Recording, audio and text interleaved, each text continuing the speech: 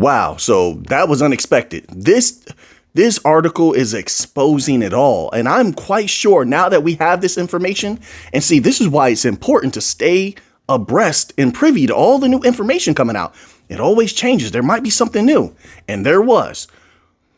Folks, we may absolutely dominate B2B payments, trillions of dollars coming to chain. Any of these bank coin chains who are smart and who are privy to this information know for a fact there's opportunity there. Listen, this article is titled, it says, quote, net never terms, delayed payments threaten B2B supply chain stability. Now, here's the thing. We've heard them complain many times about how slow payments go, but we've never gotten the specificity of what really is happening like they're giving it right now. I've never seen this. Let's scroll down here. I guess they were saying to themselves, it's time to tell the truth. Bear with me one moment. It says here, what's worse than shoppers skipping out on a tab? The businesses themselves stiffing the very suppliers keeping them afloat. This can have a deleterious downstream impact. Look, let me cut through all of this jargon. I'm going to jump right into it. There are companies who are not paying. Their payments are so late. Some of them are going into debt. Unbelievable. But wait, they have some examples here. I'm trying to find these examples. Too bad this website doesn't have like a highlighter on it. It says, for example, here's one. For example, it says Delicious Hospitality Group, a New York City restaurant group, recently made headlines for its growing list of non-payments to wholesalers. It says, quote, I joke that I am not a seafood provider. I'm a source of capital who offers a 0% interest loan, unquote, said one seafood wholesaler quoted in the report. They have more examples. There's another company, Pimex, it says, has long leaned on supplier flexibility to get by. But now it finds itself over $20 billion in debt. What do you think they're going to do here? How do you think this connects to the bank coins? Folks, now we're starting to see why. They want smart contracts. We're going to do, we can dominate here. Smart contracts. They're going to put, these wholesalers are going to put smart contracts on everything to make sure those payments come on time. And I don't know about this whole net 30 thing anymore. Net 30? Why are they still doing that? I wouldn't do that. You have 30 days? What? Why? Okay, once they receive service, they should pay. I just don't. But anyway, let's go here. I'm going to show you. Wait. This is a game changer to know that this industry is in such a detrimental or broken down state. We have the solution. The solution has been unleashed. You would be hard pressed to convince anyone who's perspicacious and taking in all this new information to convince them that our domination is not at hand. Our dominating of these systems. Let's continue on. There's more. It says this section is titled "The Mechanics of Delay." My apologies. Something in my throat. Probably pollen. There's a ton of pollen in the area right now. A lot of it. Mostly coming from the oak tree. It seemed like the oak trees, I think. I could be wrong. Maybe not the oak tree. Maybe it's the maple tree. I don't know. Anyway, it says in B2B transactions, standard payment terms are typically net 30, meaning payment is due within 30 days of invoicing. But why? See, but because of that, by the time they realize, oh, these people are not making a payment, it's too late. It's too late. It says, but over the past decade, it has become, see, they're about to verify what I'm saying. It's become increasingly common for large companies to demand. You need the supplier. I don't know. Sometimes things just seem so backwards, but that's going to change. Smart contracts and AI are going to change everything. It's going to be automatic. And they're probably, since there's demands going this way, I can see demands going the opposite way, where they'll say, well, this smart contract should have the ability to automatically extract that value that you're supposed to pay. You're supposed to pay by contract. But it says companies to demand net 60, net 90, or even net 120 terms. No wonder they're in trouble. How are you making capital? What? Well, 120 days to make payment. Some firms delay payment even further. Whoa. What is going on? Is this not mind-blowing? Folks, smart contracts, they're going to put them on everything, I'm telling you. And that and traceability, no excuses. Oh, this ended up over here. We didn't get this container. Nope. Everything is going to be scanned, every little point, every step of the way. And it doesn't have to be a person either. I'm pretty sure they'll have machines that just automatically scan the QR codes and stuff like that. And that traceability string will provide clarity on where everything was, what happened to it. Did it arrive? What time did it arrive? Did all of it arrive? Right. It says citing internal bureaucracy or disputes over delivery quality. See, I was just talking. See, I know my stuff. I'm sharp. Come on now. It says others simply ignore due dates, knowing smaller suppliers lack the leverage to protest. Yeah, I'm telling you right now, being in that position and now being able to have the power to protest, to make a positive change for oneself as a company or individual, I suppose. There's no way they're not going to use this. No way. And that's why all the businesses have been looking into DLT. That's why it explains why a lot of the businesses that have been in those, what do they call those things? Those polls or the collections of information that we've been reading haven't used any legacy system offerings yet. They've been waiting on DLT. First, they need that to lower the cost. We read that again the other day. They emphasized that again. Lower the cost. And on top of that, they want those smart contracts, some of which, I don't know if they're still doing this, may take a line of code or two. They've oversimplified everything for them, for these companies.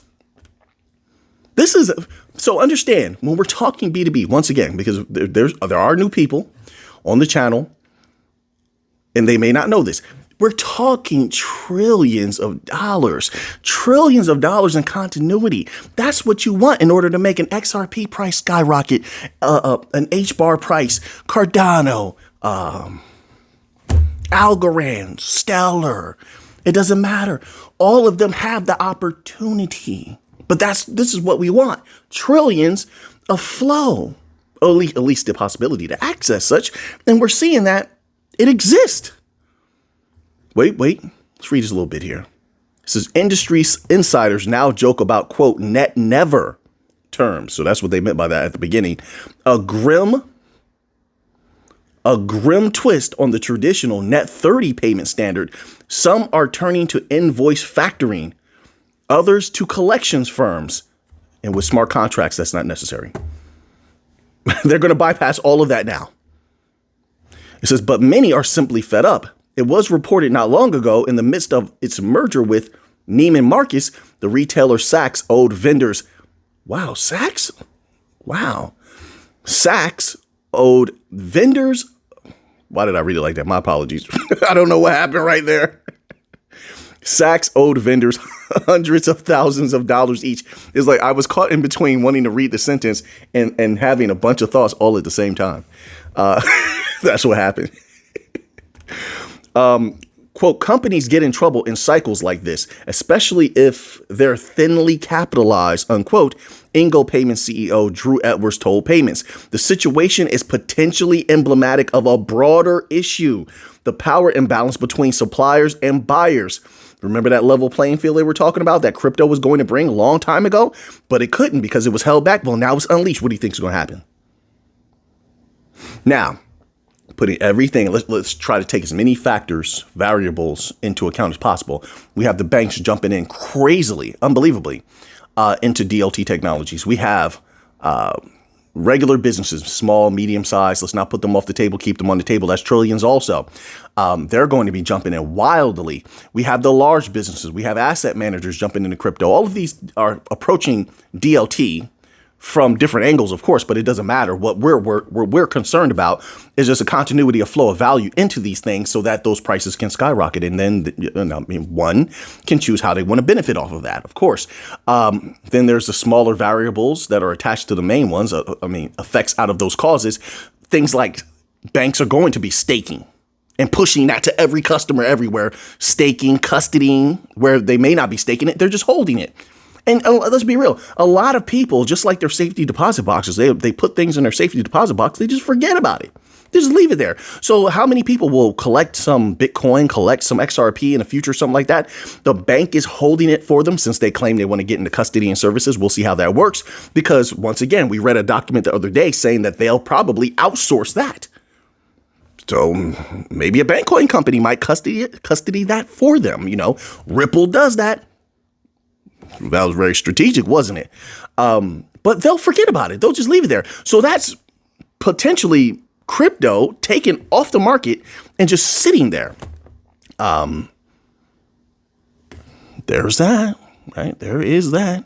And with another thing we have to take into account is the possibility of a lot of people from the older generations, okay? I sort of fall into this as well sometimes. Although I like to pay attention, but I do hold a lot of things long term outside of crypto. And I just put them away. I just put things away and I just have it there for a long, long time.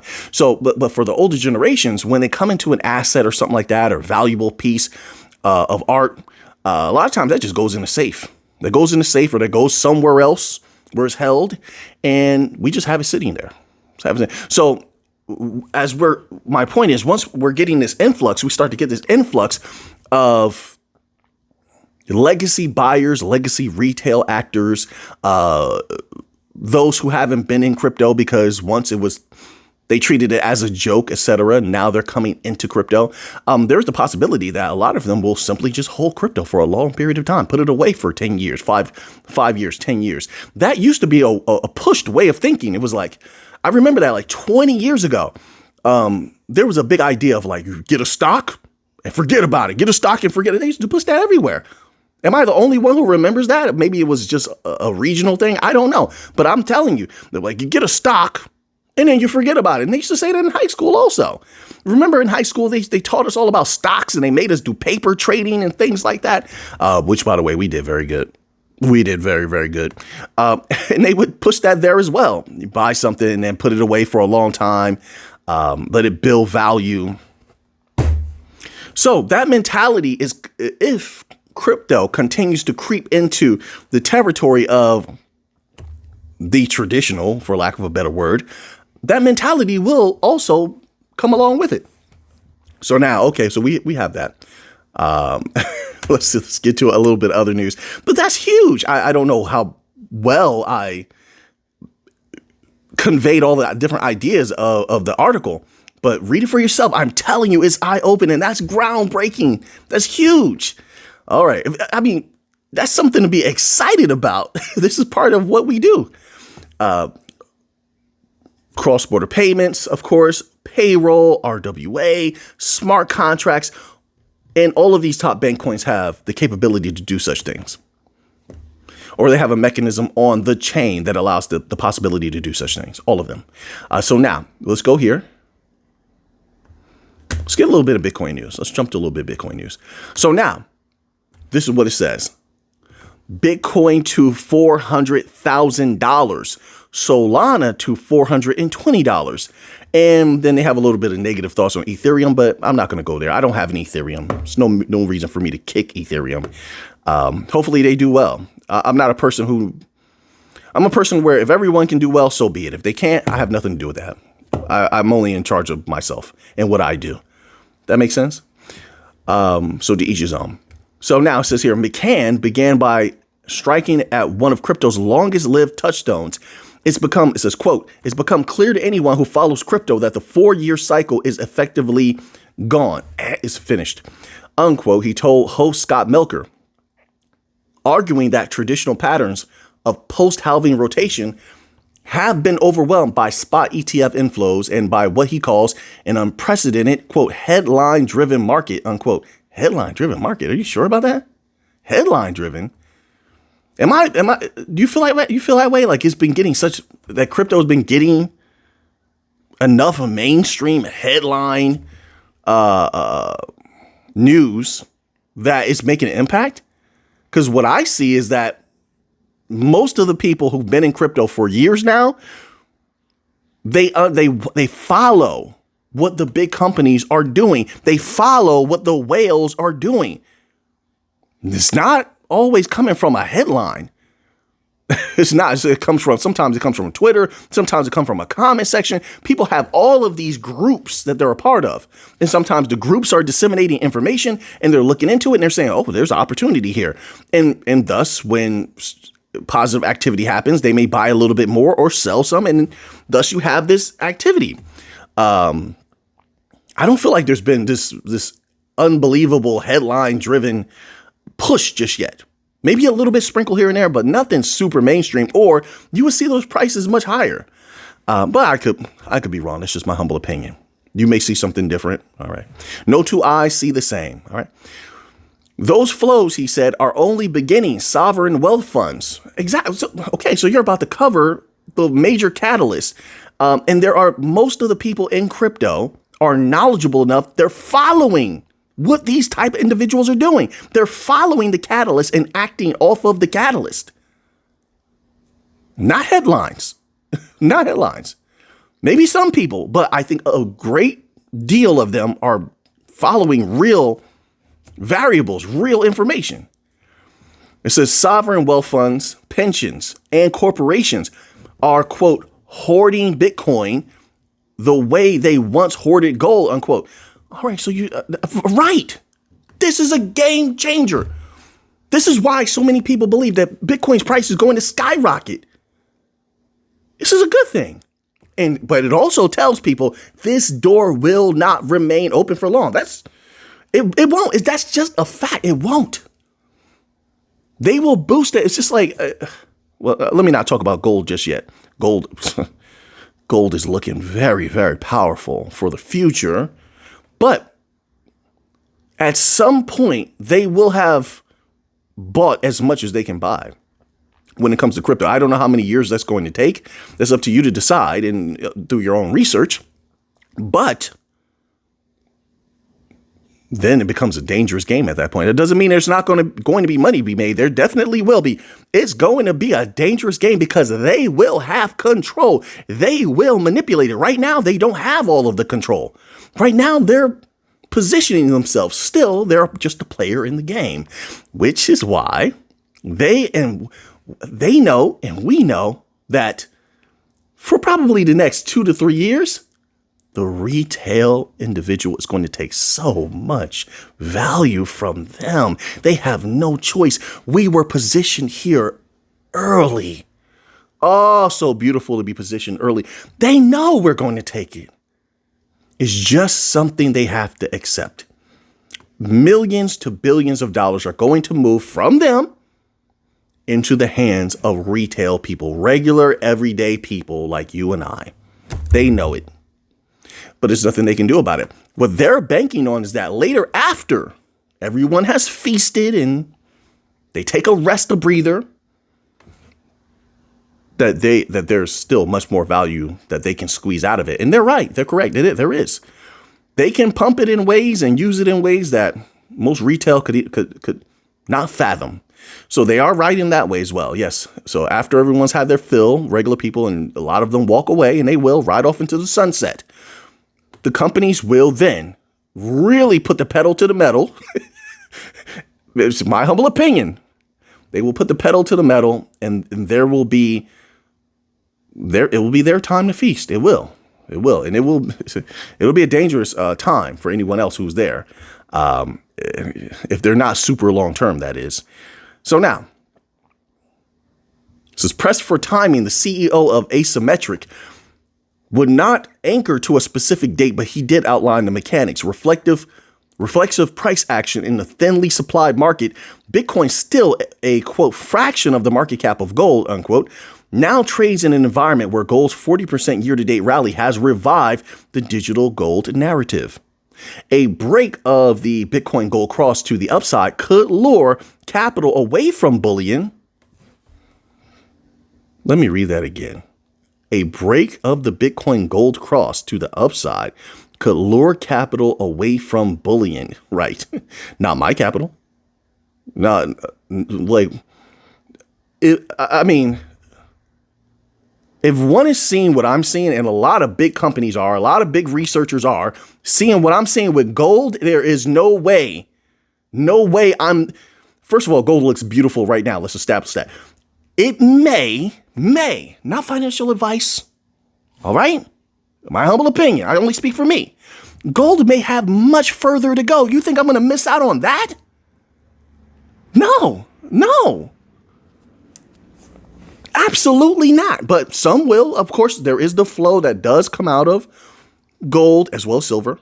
And it does go into crypto. And I've watched it come out of crypto and go back into gold. So there is that. But I'm just saying there's a segment of us who are not going to be doing that. That's not going to happen. No way. But let's continue on. I like articles like this. It gets me thinking. It gives me something to really tear apart and consider. I like to contemplate. So now let's keep going. A break. Okay, so we read that part. The implication is that a decisive break above the psychological $100,000 could accelerate quickly to the headline figure of $400,000 on ETF demand alone. Wait a minute. Let me go back to this one more time. Here's the thing. Why is it always it can lure capital away from bullion? Like they say that. Pay attention to this, folks, right? Why do they say that as if they don't know that there's a ton of value on the side? A ton of value on the side. Why don't you think that that's going to move at some point? Okay, so let's be fair. It hasn't moved yet, but it hasn't gone into gold, or gold's price will be much higher. That is a fact. Number two, it hasn't gone into the stock market like they predicted. That's number two. So what is it waiting on? So I don't think we have to look at things just so it could come out of bullion. You're focusing on gold because it looks good. That's why you're saying that. It looks great right now. But it's not. The value doesn't have to come from there. There's tons of. So not only is there tons of cash on the side, especially in money market funds, but we also read that people are keeping a ton of actual physical cash. Yes, we read that. But I don't think it's wise to do that. But people are keeping a ton of regular physical cash on the side. That could also move. Has it moved? Has anybody know? Where's the follow-up reports on that? So then that also could be a variable. Am I wrong? Tell me your opinion. So now we're going to leave off there for today. I appreciate you being here once again. If you feel kind enough, if you actually enjoyed this video, and click that little like button right there. Click that little like button, keep the channel going, and promote the video just a little bit. And if you're kind enough, the algorithm likes it. Leave a little comment for the algorithm, to feed the algorithm, okay? And I hope you're all doing well out there. So now that you have that information, what are you going to do with it? I know what I'm going to do with it. So until next time, everybody, let's get to the Monday.